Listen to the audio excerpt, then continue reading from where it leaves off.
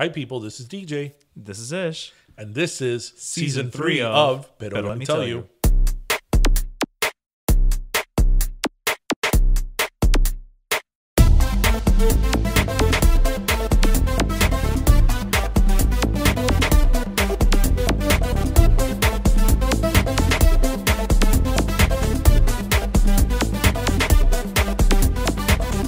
Listeners, we're recording on Fake Friday, and today is DJ's birthday.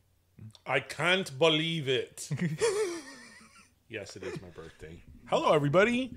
Welcome to episode 131. Are you happy? See, that's my gift to you, is to get us out of the 20s. Out of the know, right? 120s. Happy birthday. You're welcome. Yes. First off, thank you to all of our listeners who wished me a happy birthday on Instagram. That was very, very nice and kind of all of you. But yes, it is my birthday. Let me ask you something. And again, everybody, welcome to episode 131. Which, by the way, you have a gift coming. It's something that I've been wanting to get you for a while, but it was part of Target's deal days. Oh, it's not Mariah Carey. No, hello. If I'm going to get you Mariah Carey, come on, that's Christmas. No. That's Christmas gift. I mean, like... Nope. While I love All I Want for Christmas Is You, it's not my favorite Christmas song of hers. I know it's not, but I'm just saying, how perfect. Mariah comes out of a Christmas box at Christmas. I mean, come on. You know, The gift wraps itself. No, I'm going to tell you why. Okay. Because everybody's going to be like, oh my God, All I Want for Christmas Is You. No, this is my moment and she's mine. Okay. So, okay. No. I will, okay. You understand, right? I get it, yes. Yeah, I'm not sharing her with everybody else. Right. You already share, Christmas with Tristan's birthday. Yes. Like, now you're not going to share Mariah too. Right. Well, there's so many things I want to tell her. But anyway, so everybody, again, thank you for the birthday wishes. So let me ask you something. Let's talk about birthdays, or as Mariah would say, anniversaries. Anniversaries, yes. As you've gotten older, do birthdays, like the feeling of birthdays, have they changed for you? I still love my birthday. Okay. Like, to me, I'm still that guy who... I mean, probably not the same as I did when I was 22 or whatever, but I still get excited about my birthday's coming up because, today that's all about me. So, it's like you just said, it's the one day out of the year where it's like, sure, you share it with some other people, but you don't know all of them. Right. So it's, it's about me and Andy Warhol, Jerry Halliwell, and Lucille Ball. Right. Oh, so it's about me and Agustin Palma. Yes, exactly. And I think, Usher's birthday's tomorrow. Yeah. And Lourdes Leon's birthday was yesterday. Oh, mira. Okay. So, but yeah, I mean, I get excited about it from that perspective, and any excuse to get together with you guys and family and friends and that, makes me happy. So from that perspective, yeah, I agree with everything you said, but for me, I become, leading up to my birthday, like a few days before, I become really melancholic about it. That happened to me with my 40th. And I have to say that even the holidays, I really? Yeah, I do. And it's funny because I don't really have a reason to. I just, that I'm the type of person that You're a very reflective person. I'm extremely reflective to a detriment. And I always think that, this is one of the reasons why New Year's, I've never cared for New Year's. Mm-hmm. Never. I'm okay on January 1st. I'm good. And you're pro party because you used to have New Year's parties at your apartment in Marina Blue, right? You're right. It's not that I'm a total trooper. Right. You're not anti New Year's, right? But I started thinking I'm older. My parents are older. People in your life are older. You start thinking of we're at that things. age too. No, I've always thought that. Always. I've always thought that. Oh, wow. I've always been very reflective. That was one of the reasons that when we were in high school and we were seniors in high school, I was so okay, we have to take this moment in. We have to photograph. This is one of the reasons why, if you really want to get into the background of it, why I'm slightly obsessed with photography and why I'm always taking pictures everywhere. Well, you did the same thing my last night living in New York. Yes. In Times Square. Yes. You literally plopped me in the middle of Times Square. You grabbed me by my shoulders and you rotated me like a clock. Yes. It's just take this all in. Right. Because so many times in life we don't do that. Yeah. We don't do that.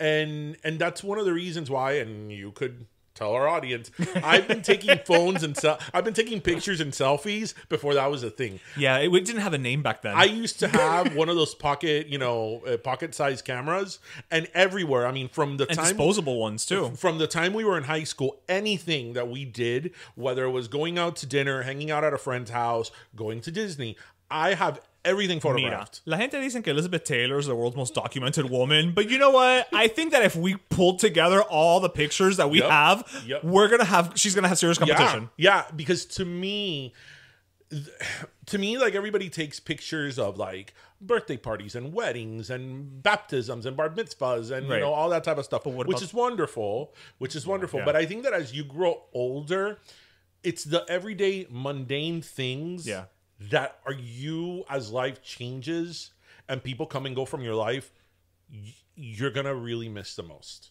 Well, my favorite photos ever that I think you have them, or you took them, is the one where we were in the supermarket in Chicago. Yeah.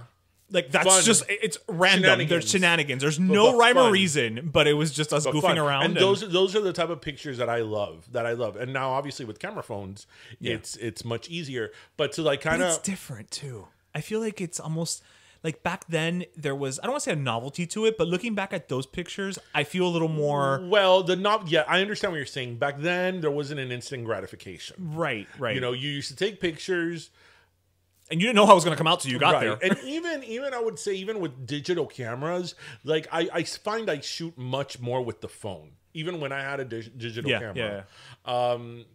But you know, to take it back in terms of birthdays, I become like extremely reflective. Like I think about like, you know, like when I was a kid and my birthdays, and like it's becoming so long already. You know, like I think also, especially when you're very in touch with your inner child, and I am like when I close my eyes, I still think of me as like a 8-year-old, like that kid. Yeah. To me, it's estarín, like that kid. Oh yeah, like the me I see in the mirror, like I know it's me, but that's not who I think of when I think of me. So like I think that as time goes, you start to see that you start becoming detached from that child, right? And you kind of look at him like independently, like, oh my gosh, like, I wish I could tell you so much. Oh my gosh, like this other person. Yes, and like to me, that's how I feel around my birthday.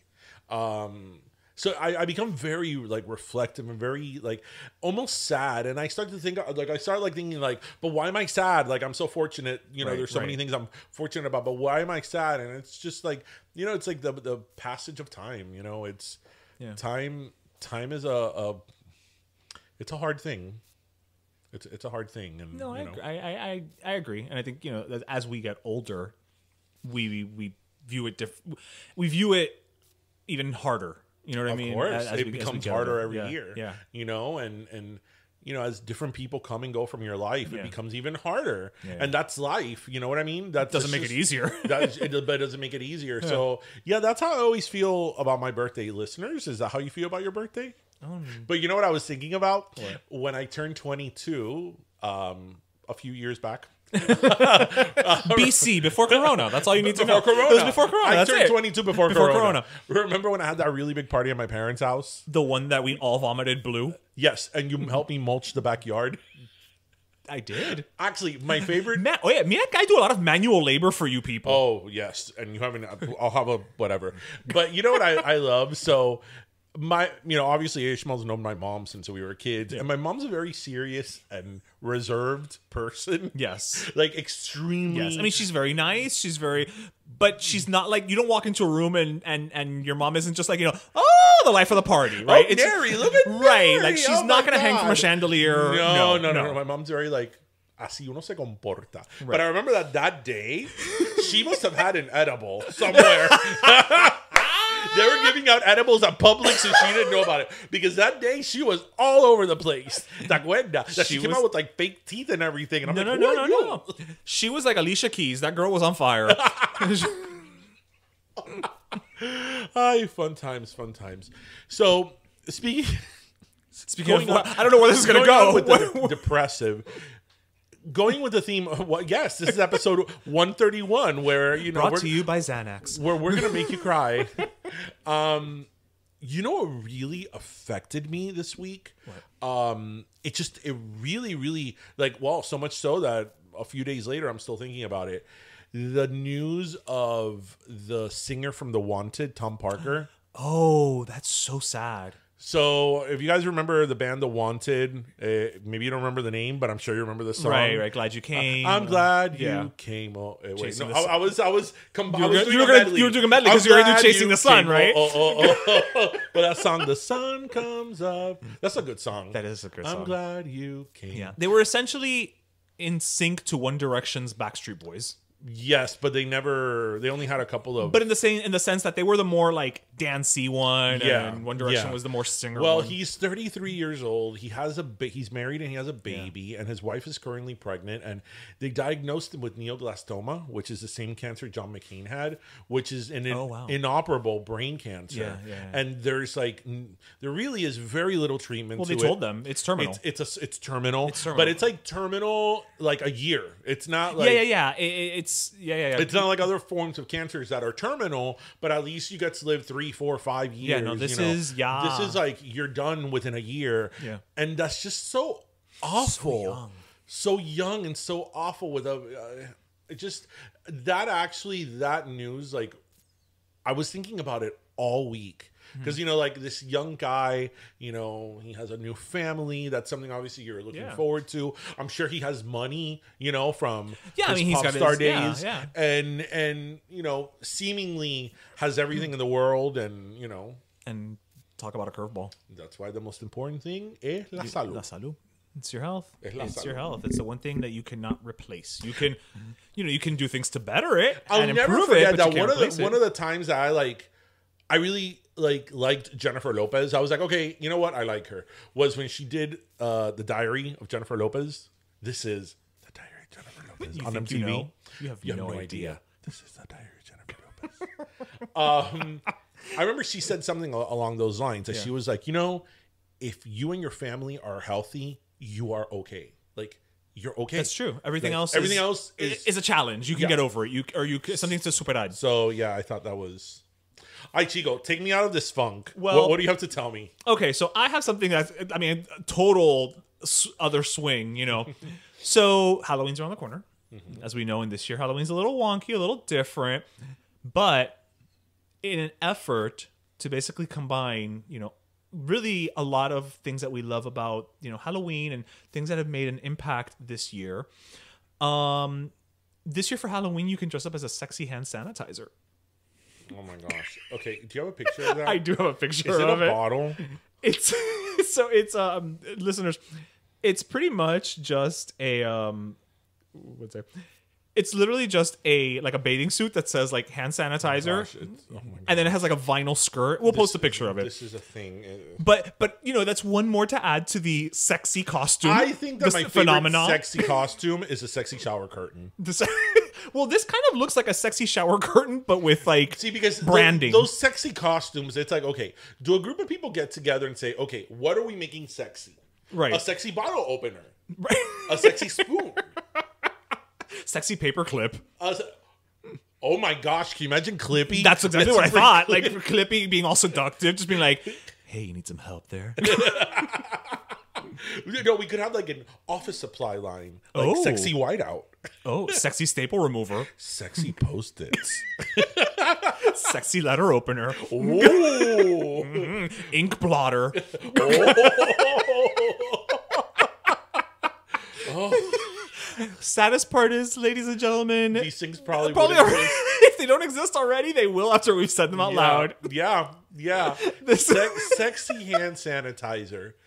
Why not? Why not? Right? At the end of the day, it's it's the joke, right? But what I actually found a little disappointing was there was no cleverness to the execution, though. It's literally just a one-piece bathing suit with a vinyl skirt, right. If you're gonna go all out, maybe they could have done a little headband with the pump, something like that. Go a little, give it a little tweak, Wow. Yes, I could just imagine. Actually, you know what? That sets me into a topic within that. So I always love when you go to Party City and you see all these costumes, the models. I'm like, okay, these models obviously are recruited. They're from an agency. Yeah. So like, when you book that job, do you get home and be like, "Hey, mom, dad, or friend, I got booked to be the jailbird, the jailbird that they're gonna use in the cover." Best part is when you probably get booked to be like the off-brand things. So you're not booked to be Wonder Woman. You're booked to be like wonderful lady superhero. Yes. Because it's like that's not the officially licensed one. Right. And I love the ones for the wigs. Like they're great. The names, it's like 70s shag wig. Yeah, it's like 80s teen heartthrob. But I always think that I'm like these people are models clearly. Yeah, I mean they're right. So like when they go home, they're like, book the gig. So honey, what did you book today? Oh, I booked. I booked sexy 70s shaggy wig model. Yo, as long as the check clears. No, that's true. As long as the check clears, knock yourself out. You know what I mean? But yeah. Aw. Now I want listeners, if any of you are models who have appeared on any of these things, please feel free to reach out to us and send us your picture. I think that one of my that'd be such clever costumes was when I worked at ADP. So I worked at ADP, the payroll company, during my college years. So I worked there for about 5 years, and a great company to work for, by the way. And the office down here in Miami that I worked with was very competitive during Halloween. Like, oh, there was one of those. Don't you remember? No, yeah. When I worked at Carnival, it was the same thing. Like this was like every team had to do its decorate, and every team would go out. Yeah. And I remember one time that there was this guy who he had a white wig with like curls. Like curls. I was just like a judge. Short grandma curls. Oh, okay. He had a blue dress. Okay. Pearls and twigs were coming out of the dress. Twigs were coming out of the dress. Okay, wait. Let me see if I can figure this out. Short hair, short like grandma hair, a blue dress. Yeah. And twigs. Twigs like coming out, like large. Like coming out of like a stomach area type of thing. With like leaves. He was Barbara Bush. That's fucking brilliant. That was amazing. I hope he won something. I remember that one year. So at ADP, we were very into, what were we into? We were into decorating our costume, or decorating our departments. Okay. Because the winner would get a lunch at the Capitol Grill. Like the whole department. Oh, yeah. No, ADP wasn't playing. Shit. Oh, yeah, that's great. ADP was not playing. Oh, yeah. Do you know where our Christmas parties were at? They were a black tie affair at the Biltmore. Dang, yeah. Gina. Yeah. So, if your department won, you got a prize. You got Capitol Grill. I can't go to Capitol Grill. I was always upset because IT would win.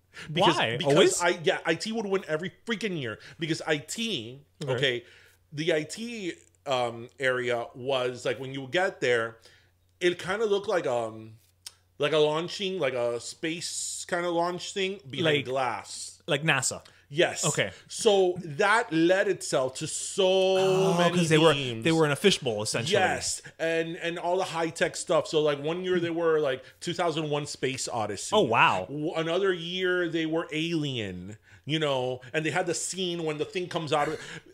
And I was like, no, this is unfair. We have a square area with cubicles. Yeah, in the middle of a bunch of hallways. One year I got so upset because my department did Wizard of Oz. Aww. And I was totally the person who did it. You coordinated everything? Everything. And I completely I enclosed the freaking department. I bought these panels of not a sheetrock, but of styrofoam. Okay. That are huge, that are like 11 by like 4 feet. Okay. So I enclosed the thing. I brought a door in a frame. Where the hell did you get a door in a frame? At Home Depot. Oh, okay. I brought a door in a frame because I wanted when you got there for it to look like the inside of the cabin. And then when you got so there, black and white and then Tricolor. It's sepia. And we painted everything in different tones of brown. Like the bed was all messed up and all that. So then when you opened the door, it would all colorful. Okay. So then I started from the first floor. I got yellow I got yellow paper and I photocopied it to make it look like bricks. Okay. So I started the yellow brick road. We had a Munchkinville land. I built an Emerald City, and freaking IT still won. What did they have? That year, they had Alien. They had Alien, and they had the whole scene of when the thing came out of the guy's stomach. And I'm when you have something bursting out of somebody's body, I guess. So, listeners, if you had actually dropped the house on a woman, though, you probably would have won. No, and we even had a girl that dressed up like Dorothy. No, we had all the characters. Everybody dressed up. I am watching you like relive this as I'm seeing you describe it. Yes. Like your face is changing. Like if you could go back in time right now, you would demand a recount. I remember it was the middle of the day, and I walk in with a door. And I remember my boss was like, "You brought a door?" I'm like, "Yes." She's like, my boss was like, "You do realize that with the money you've spent, you could go have dinner at Capitol Grill, right?" And I'm like, "That's not the point." Like, we are winning. It's not about what the cost is. It's about the honor of the win, damn it. And it was so good. It was so good. And we still freaking lost to freaking IT, whatever. IT's probably still winning. I'm not bitter. Let me tell you.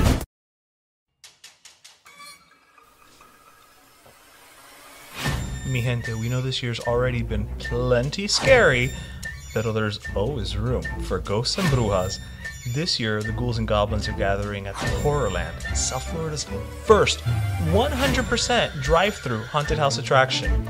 On select dates from October 1st through October 31st, Halloween, you can experience 35 chilling minutes across 7 haunted house themes from Allison Horrorland to Christmas Nightmare. No, hasta la Crisma are getting in on the spooky fun this year. And all from the safety of your car, pa que no te dé la corona. Starting at less than $50 per car, tickets for the Horrorland Drive-Thru Haunted House must be purchased in advance at www.thehorrorland.com. So gather up your wolf pack or your ghoul friends and experience the Horrorland, South Florida's safest, spookiest attraction this Halloween season.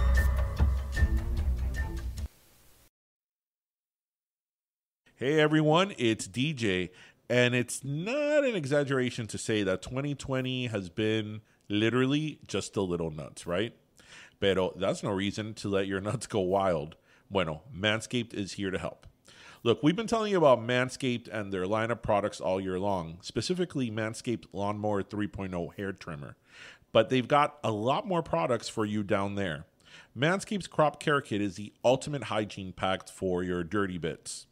The Crop Care Kit includes the Crop Preserver Ball Deodorant, no explanation there, the Crop Reviver Ball Toner with a touch of aloe, for smoothness and freshness, and the Crop Mop Ball Wipes for when you need a quick refresh, after a long and steamy, humid day in Miami, and the Foot Duster Foot Deodorant. Because, us guys, our feet always kind of sort of stink. Unless you're always in chancletas like me.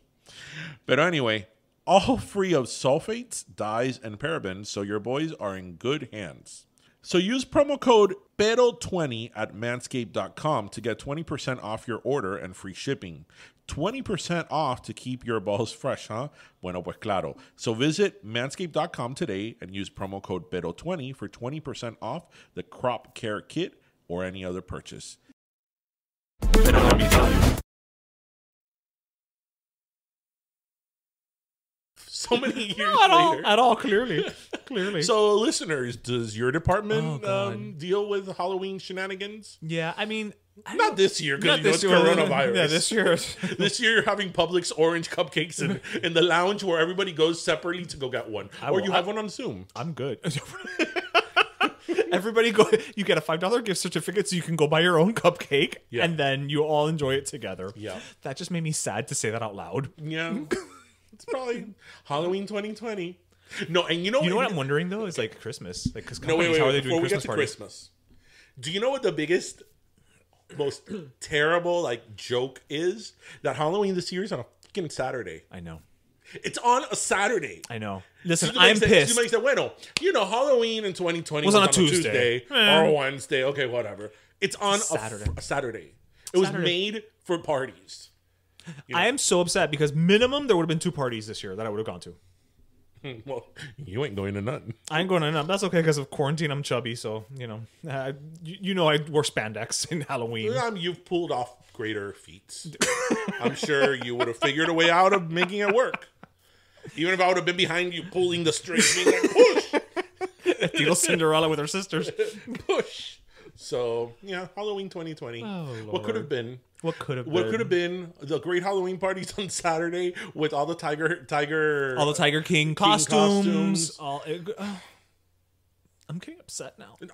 I've been telling you, we've talked about this in 3 or 4 episodes. Can you imagine how many freaking amazing Tiger King costumes we missed out on? Everybody's different interpretation of Carol Baskin and Joe Exotic. I was gonna call him Johnny Mnemonic. También Joe Exotic, and like his 2 straight husbands, like just all of it. Yeah, all of it. So just think, like, if you don't have teeth, that's it. Half of the costume is you're there. halfway there. Yeah. That's true. And it would have been great because people that have like certain, amputees could have, been part of it too. There was something for everybody. And I don't mean that in a laughing way. I mean that, like literally, there was something for everybody. The cast of characters in Tiger King, matter. And if not, you probably could have gotten to Party City and gotten some off-brand, feline royalty, man, accessories. That would have been interesting to see. How they would have pulled that off. Nah, it's a mullet. It's a mullet and diente postizo. Don't you think it's wonderful that Carol Baskin did a song from Cats on Dancing with the Stars? All 3 of her songs were of cat related. She did What's New, Pussycat? If she would have been there another week, she would have done the We Are Siamese, if you please. She did Eye of the Tiger, and she did The Lion King. I didn't know there were this many cat songs to do. Terrible. But good for her. Terrible. Good for Do her. you like this season so far? So far, I'm really enjoying the season. But I think we're still at that point where there's so many people that, like, I'm still surprised when I'm watching it that I'm like, ay, pero todavía falta gente. Yeah. Because it's like, and then it's people that I don't really know. So I'm like, oh, this cheerleading lady again? Oh, she's still here. Okay. Oh, she's good. She's okay. No. I mean, her like from Cheer. Oh, no. But I'm saying, as far as the dance, she's okay. Oh, that's another disappointment. The Cheer, the thing with this. I never saw the show, so I don't have any. You didn't see Cheer? No. I mean, I love Bring It On, but no. Oh my gosh, Cheer was great. So Cheer came out earlier this year. Was it this year or last year? No, I think it was this year. Well, you know what? I don't know. Like, that's why I ask. I'm like, this. Who knows? It could have been 10 years ago. That's true. But Cheer came out recently. Recent, yes. Within the last year. It must have, because if not, they wouldn't have cast this lady. And it was on Netflix, and it was about a cheering squad in I forgot the name of the college, but it was one of these like ultra competitive Navarro, yes. Because it bothers me that they're always like Navarro, and I'm like, roll the R's, Navarro. And one of the kind of favorite of the kids, like the standout characters who was on the show, Jerry Harris, he got in trouble for like pedophilia. Like that's some serious shit. Like, we're not talking drunk driving. It was a shame because like a lot of the people that came out on the show, you saw their backstory, so they were very humanizing, right? In terms of this is just not a person in a reality show. It's not a Real Housewives situation. And he had like pretty. They all did like pretty awful or challenging childhood, and they came to this wonderful like moment, and he was like the favorite. So it was really sad to see something. Like it was it was a disappointment, not sad, a disappointment.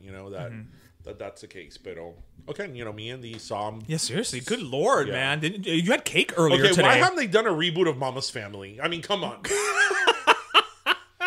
I was thinking about that earlier today. So there's going to be a reboot, not a reboot. They're going to continue Dexter. I saw that as a limited series. It's coming thank back. God. You know why, right? Because the ending was horrible. I never saw that show, so I don't. That show was like Game of Thrones. It was amazing. And the last season sucked. Season after season after season, it was great. And then at the very end, like the last season, but like middle to last season, it was like, what's going on here? Are like kindergartners writing the story? Like después que se fue la esposa. Like after the actress who played his wife left the show is when it kind of started. She never left the show. Deborah? The actress who played his wife, Julie. Okay, because him and his sister were married in real life. Yeah. No, not the lady who was his wife in real life. I'm talking like when. Yes, right. Well, she was killed off. Oh, well, I was trying to be spoiler free, but no, whatever. That show's old enough, I guess. Okay. Yeah. She was killed off. I think season 4, but I didn't. I liked her character a lot, and I was very upset when they killed her off. That's right. Yeah, Julie Benz, when they killed her off. But I could see how it with the progression of the trajectory of the storyline, I was okay with it. The end was just awful. And, that was one of those shows that as I was watching it and I loved it, I'm thinking like, how are they going to end this? Right. What's the end game here? Because is he going to get away with all of this? Right. Because ultimately he's a serial killer. You can't just. Is he going to get away with all of this, or like we're not going to find out, or like nobody cares, or like what's going to happen here? And because he is a villain at the end of the day. He turns into a lumberjack. And well, that's what happens with serial killers who keep going. Yeah. So why don't we have a remake of Mama's Family? I think because at this point, Vicki Lawrence looks too close to Mama in real life, so the joke is not there anymore. We could. Okay, but was that really part of the joke? Well, part of the fun, shall we say, is because when she started doing the Mama character, it was on Carol Burnett's show when she was like in her 20s. Yeah. So I mean, listeners, have you guys seen Mama's Family? What I think is great is that show ran through I think it ended like 91, 92. Yeah. Well, because it went off the air for a while and then it came back in first run syndication. Yes. It was like a Charles in Charge. Yes. And that show, it really is hilarious. I love that show. I love that show. I know it's a stupid ass show, but I love that show. Yeah. So again, why aren't we redoing Mama's Family? So speaking of reboots, so there was a little bit of a kerfuffle this week with Charmed. I know you remember Charmed, the original. Of course, I love the original. So fun. I didn't like it after Shannon Doherty left, but whatever. It was okay. I mean, it was fun. It was a fun show. It kept going. What have you? Well, there's a reboot. I don't know if you knew that or not. No, I didn't. So it's actually on its 3rd season now. It's currently about to start its 3rd season, I think. It was rebooted again. Charmed isn't that old to have a reboot, but it's the 3 sisters now are all like women of color. It's like I think 2 of them identify as Latina, one I think is Afro-Latina. So it's a little more modern or what have you. So apparently though, earlier this week, literally on Monday, Holly Marie Combs, who's one of the original stars, posted a video of Rose McGowan laughing and saying, and I'm looking for the actual quote because they were answering a fan question on social media about the original series leaving Netflix. So, what were their thoughts about the original leaving Netflix?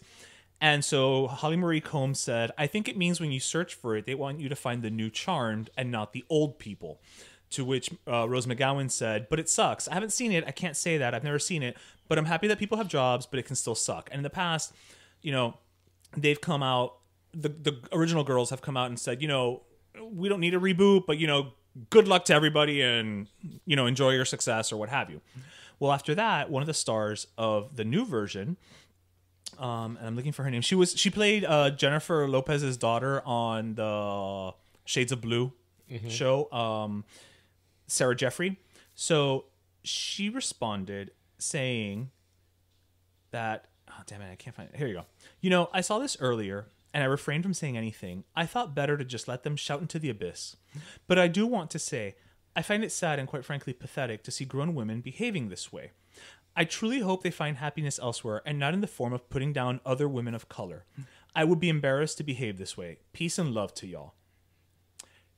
Now, I have my opinions about that entire approach and about everything that Sarah Jeffrey said, but I'm gonna pass it to you. Well, and Rose McGowan has since come out and had her piece, and Holly Marie Combs came on and just said like, that's some bullshit. So I don't know about enough about this argument to have like an informed opinion. So there's a lot of things going on here. I think that the moment that you have, okay, actually, no, this is multi-layered because sometimes, the whole thing of pitting women against women is a very true thing. Correct. But you also don't. That's a very true everybody. thing. Now, I think two women or two sets of women can have a legitimate argument and disagreement. Right. You don't have to love all everybody. that, and it has nothing to do with them being women. Right. So, again, I don't know too much about I'm hearing this about right it now, for the first time. Obviously, you can make an argument of that, they pulled out the race card or the color card, and maybe legitimately their criticisms had nothing to do with that. Right. But then also, that's why I'm saying it's like very layered, because then also, I don't know what, was Alyssa Milano part of this? She has not said anything because she wasn't in the video. The video was just Holly Marie Combs and Rose McGowan. Okay. So, you also kind of open it up to the older people, especially that are not A-listers, or right. They're not relevant right now. Because Right. Rose McGowan, love her or hate her, and Rose McGowan now is known because of Harvey Weinstein. Correct. Her activism. People now forget, her filmography or right. History on TV, and especially Charmed. I feel that when people still talk about Charmed, they think about Shannon Doherty. Yeah, the original 3. Yeah. But regardless, so I could see how it kind of opens the door to, the older, not as relevant stars right now shitting on the new stars. Right. So there's a lot of layers there. Again, I'm hearing about it for the first time from what from what you're telling me. I mean, look, I think that reboots is one of those things that, look, I was ecstatic over the reboot of Full House, of course, because it's one of my favorite shows. They're rebooting Who's a Boss. So I'm not going to sit here and say... But those are instances where the originals are coming back. So it's a little different. Right. I'm not going to hear and shit on the fact that they're doing a reboot, because I've been really excited when they've done reboots that I've liked. But that doesn't necessarily mean that the reboot is going to be good. The reboot could be shit. Right, exactly, yeah. And I feel that Charmed... And correct me if I'm wrong, because this is more in your territory, like that comic book sci-fi. The genre area. Yeah. That's one of those things that, the stakes are very high. There's a rabid fan base. There is very high. Yeah. You get that wrong, and it's freaking, you're going down. Yeah. Well, I mean, it's basically, in the truest sense of the word, it's a reboot. They're not the Halliwell sisters. They're not the same characters. It's just, it's 3 sisters who are witches. And so it's, a different set of charmed ones, shall we say. The only thing I would say, simply because that's the way I approach everything, is that as far as Rose McGowan and the other girl from the original Holly Marie Combs, if you don't have nothing nice to say, just don't say anything.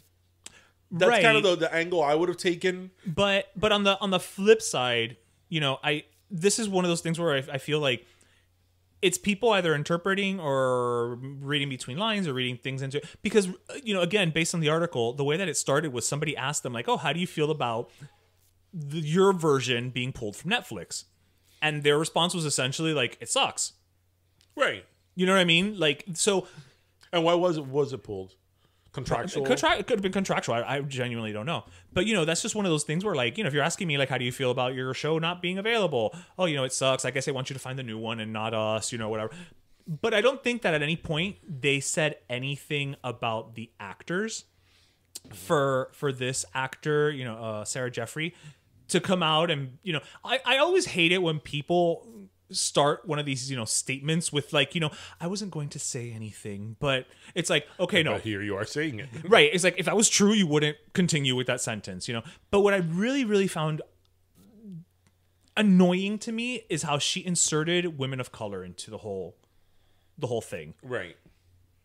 Because it's not about that. You know what I mean? I don't think that it's, these women are just these damn Latinas, it's not about that.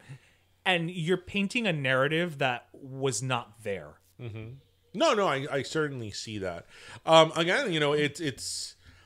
I'm of the opinion that just, especially if you're a public person, if you have nothing nice to say, don't say anything at all. Especially in this day and age, that everybody takes it out of context. Everybody runs with something. Everybody says that, hey, look, you are now the victim of that. That's true. I'm a ficus. You're a ficus. You were accused I was of doing and being something that you're not. Yeah. You know, of being a plant. Yeah. And all I did was show up and ask a question. That's all you did. I didn't even have an opinion. Right. And even after you told people that you wrote the question and the whole story, people, there were selected that's people true. that still didn't believe you. Yeah. So, you know, that's it. It's the public it's a weird construct. It's really just awful. I don't know. And now with the Twitter, it's social media again, we've said it's one of the best and the worst things, right? Because it's like, you know, we've been saying this for 2 years. We need to put the shit on a t-shirt. You know what, that's gonna be our next t-shirt. Like on the front it could be like, best thing about the internet, everybody has a voice. On the back, worst thing about the internet, everybody has a voice. And put a picture of you know, we'll workshop this. But I think that's. I was about to say somebody, but then that would be you would be doing what you just said not to do. do you know who I just thought about? I don't. Mario. That's all I'm gonna say. His name is Mario, and we'll move on. Okay, we'll move on, and I will ask you later because I have no idea who that is. And I think Mario's favorite color is pink, but we'll move on. Oh my gosh! Which totally off topic. So I'm sure that as a kid, and listeners out there, you know exactly what I'm talking about. When Mario 2 came out, you were like, what is this? It's so different. It's so different. It was a different game. Completely different game. Completely different game. And then Mario 3 was more like Mario 1. Yes. But Mario 2 was like... As a kid, you're like, but what is this? Yeah. But then now you know why.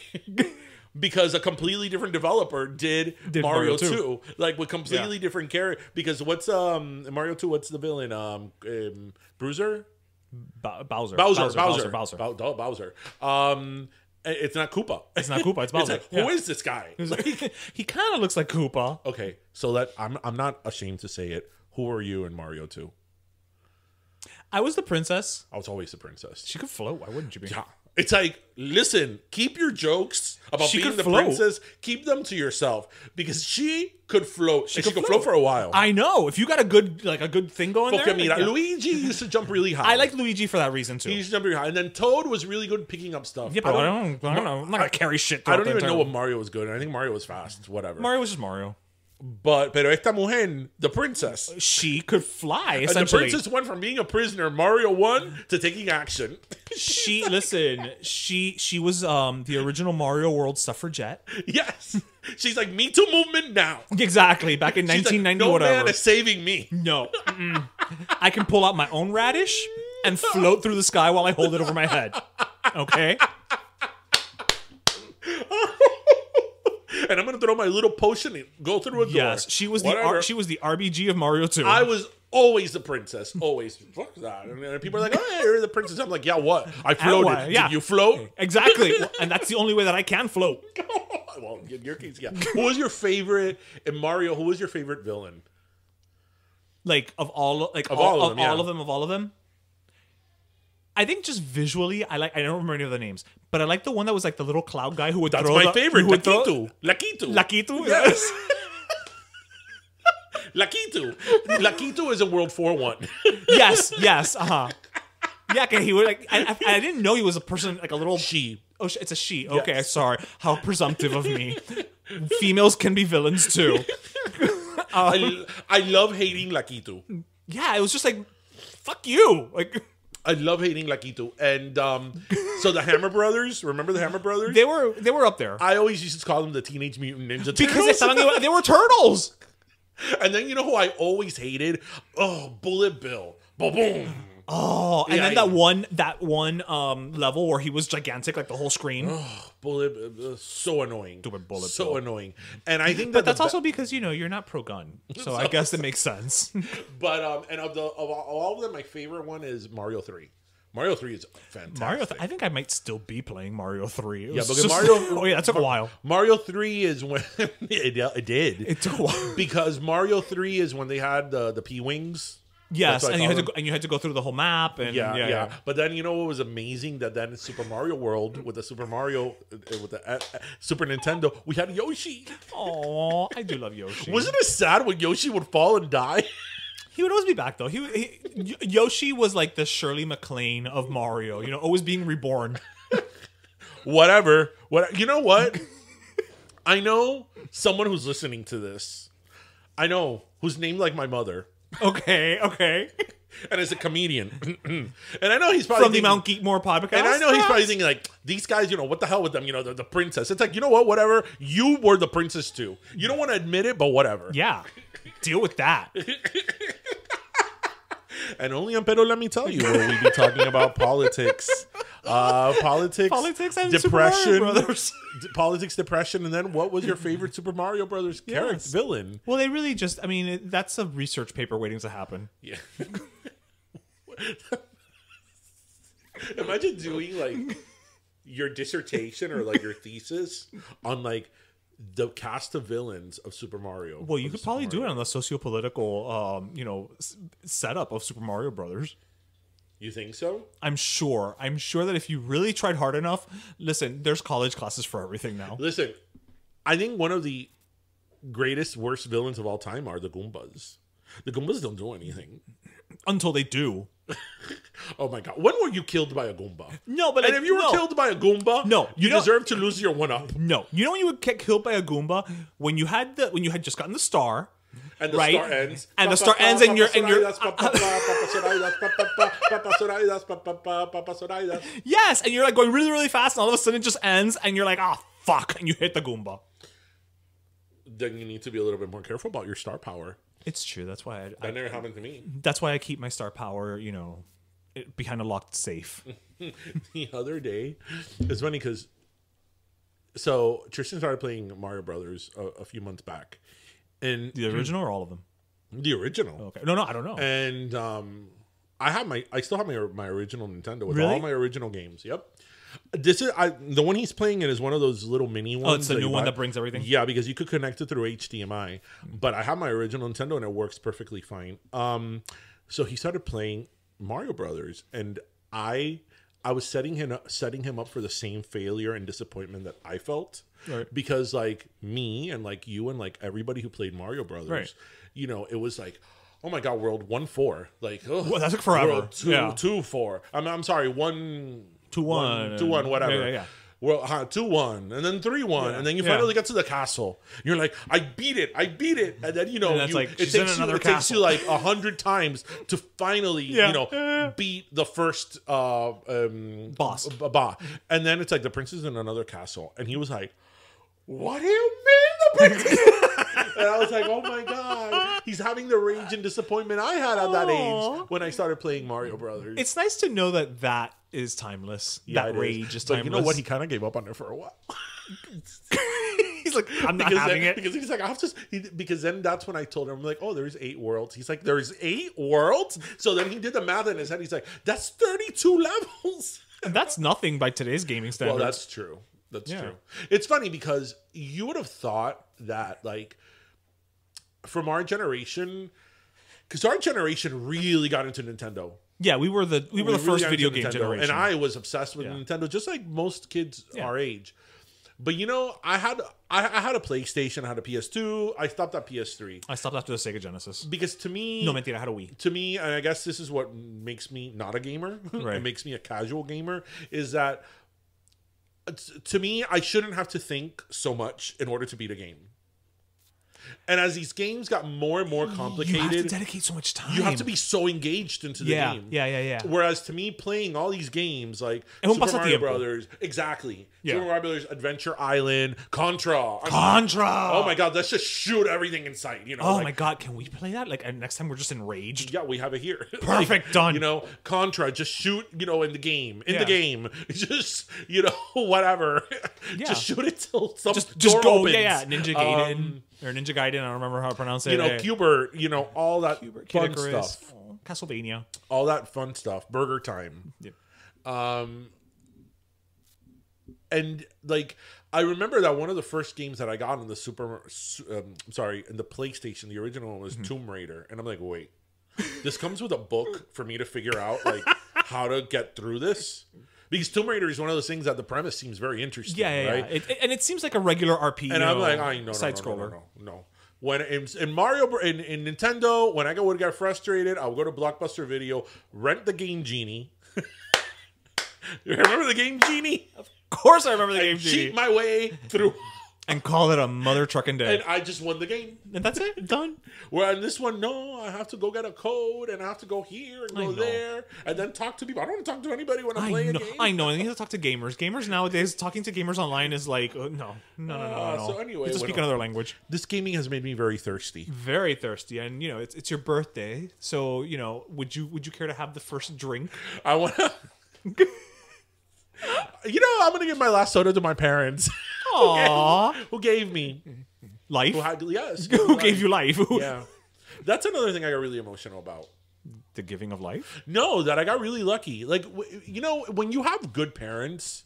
You know how lucky you sometimes don't think about it. Yeah. You know how lucky you are to have good parents? That my parents are so amazing and supportive and loving. And my parents really have been those type of people that they have been by me and my brother's side, thick and thin, no matter what. Yeah. Like that. And you think you have no saying in who your parents are. That's true. Obviously. You just show up. And it's like, shit, I think about that all the time. Like, I really lucked out in that sense because, you don't have good parents, you're fucked. This is very true. Yeah, so very true. My soda goes to my parents. Oh, well, I'm sure Roberto y Neri, will enjoy una soda, pero no esta soda. I know, because my mom will start no, porque eso me da gas, entonces no puedo dormir. No, y si tiene cafeína, olvídate. Yeah, olvídate. Well, I'm going to give my soda. I don't think I've given a soda to this person before. Now you feel bad not giving it to your parents. Nah. Joaquin Gisela. Nah, you know what? I'll think about it for my birthday. But I'm actually going to give it... So this week, I had a really big project at work, and so I was listening to music, but every time I would listen to just certain things, even if it's new artists, I would start singing along, and I would get distracted, and what have you.